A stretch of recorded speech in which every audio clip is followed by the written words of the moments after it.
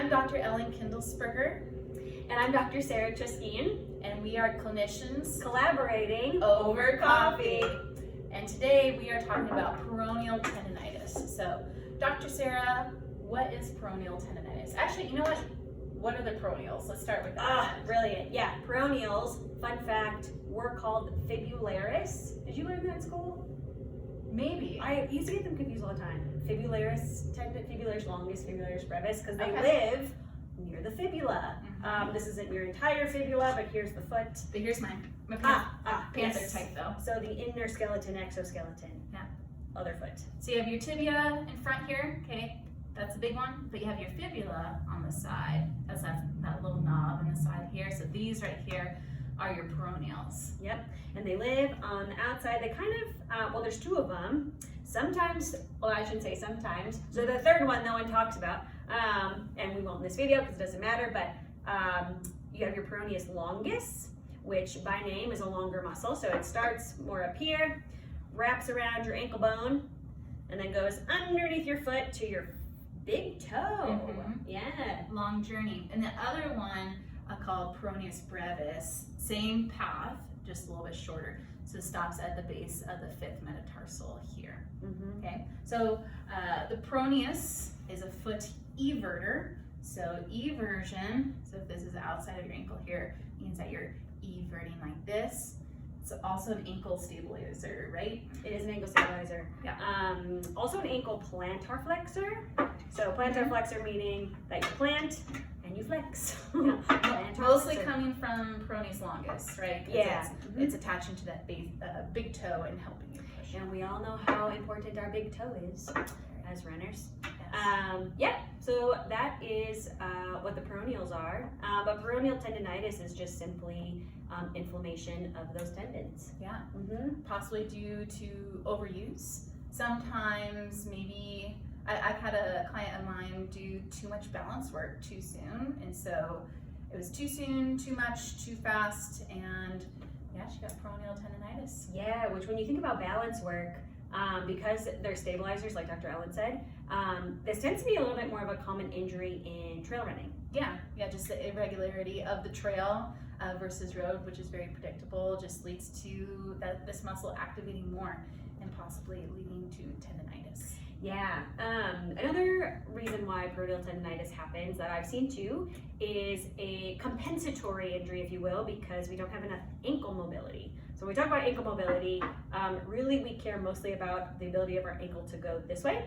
So that's important for when the foot's planted on the ground and your shin moves forward. That's great dorsiflexion, right? It's great dorsiflexion. Goals. Yeah. So dorsiflexion is the ability to approximate your forefoot to your shin, or vice versa, shin to forefoot. Yeah, and so a lot of the times when people don't have this beautiful range of motion, they maybe get stuck here. Their foot kind of has to rotate a little bit more out, so you kind of see this more toe out position, and that causes people to, as they kind of roll in, I should go this way. So they'll move out, and as they push off, they have to kind of evert a little bit too as they start to push off. So that can make the peroneals a little bit more hyperactive, right, as well. Because eversion is one of the movements that the peroneals is responsible for. Yeah, and now it's everting and plantar flexing, and then step by step, peroneal tendinitis. And it really goes on up the chain too, not to deviate too far from this talk, but when we have that happen, we tend to have a shorter stride, and also the big toe, if you don't have flexibility there as well, you can't roll through your foot, and so that can also lead to this pattern as well. This guy's got a really funky second toe. Like give you the middle Yeah. you're flipping everyone off. Ooh, yeah, we'll get to plantar plate tears next time. Yes. Okay, anyway. Okay, so we talked about how does it happen. How do you treat it, Dr. Sarah?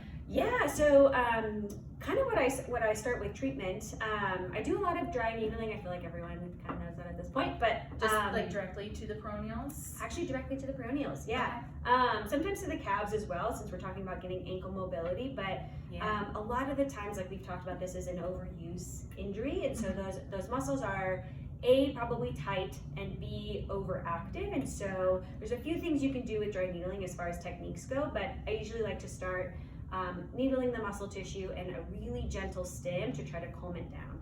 Right. And what's e-stim? So just so they know. you. Yes.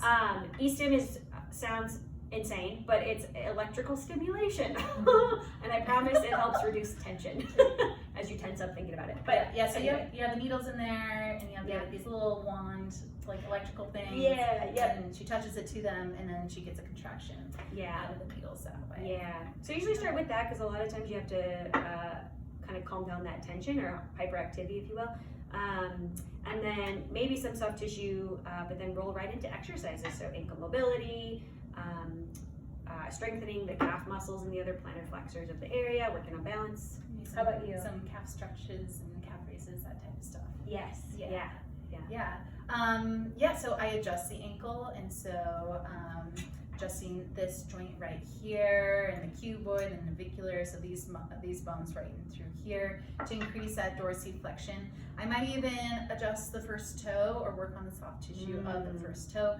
I also work directly on the peroneals themselves and on the tendons, so really all along that side of the leg. And I work, this is called your malleolus, this little bone here, so working right underneath it with the tendons, and I'll also work on the bottom side of the foot here, so right here at the 5th metatarsal and over here at the first toe.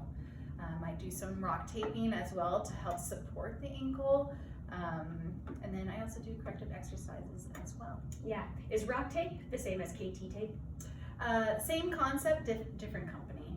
Oh, okay. Yeah. I do rock tape. I think it's a little bit stickier, but some people like KT tape, so yeah, nice. Yeah. Great. And then the big question, can you run with peroneal tendonitis on board? I would say depends. Wouldn't you say? Yeah. I say it a lot. It depends. Depends on the individual. But yeah, I would say that too.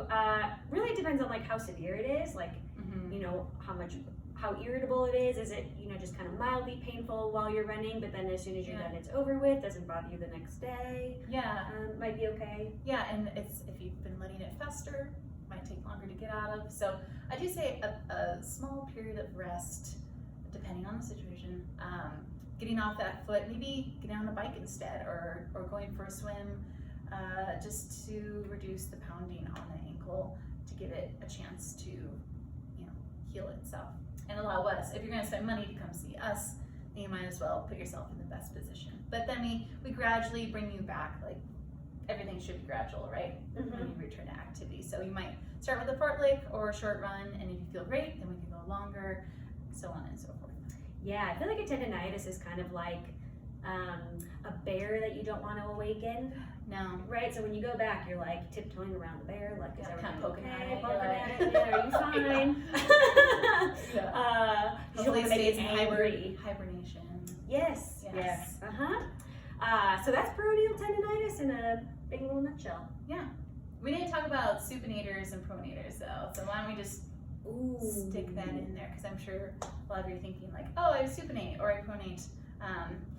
So supination is when you have kind of a bigger arch and you're hitting that outside edge of your foot here. I like to think of supination as holding a cup of soup. Okay, so everything is kind of turned like this, versus our flat-footed folk, where everything's kind of collapsed. So pronating, going inwards. So what would you say happens when we supinate? What happens to the peroneals? Yeah, so if you think about the peroneals being on this side and connecting down here, as you supinate, you're kind of stretching out those tendons. Yes. Yeah. And so kind of more of a straining tendinitis, if you will, happens when you activate a muscle that's being stretched. So it might feel tight, but it's going to feel tight because you're overstretching it. And same thing with an inversion sprain. So when you invert, you go boom, and you can overstretch all the ligaments in through here, including the peroneals.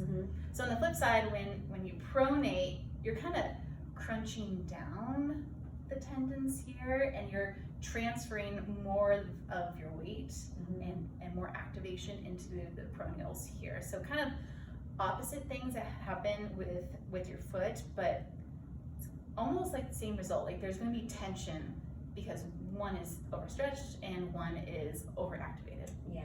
Yeah, totally. But it might change how we treat you. It would definitely change how I put rock tape on your foot, because if you're pronated, I might tape you into supination. If you're supinated, I might tape take you into pronation to help take the tension off, depending on why it's happening. That's a good point, which is what makes shoes definitely an important piece to keeping these things at bay or preventing them in the first place. Yeah. All right. I think that's good enough. Well, thanks everybody Try for to joining make that us. shorter. Yeah, than the last video. Yeah. Woofed up. Until next time, we're taking suggestions for our next talk. Yeah. See you next time. Goodbye. Bye.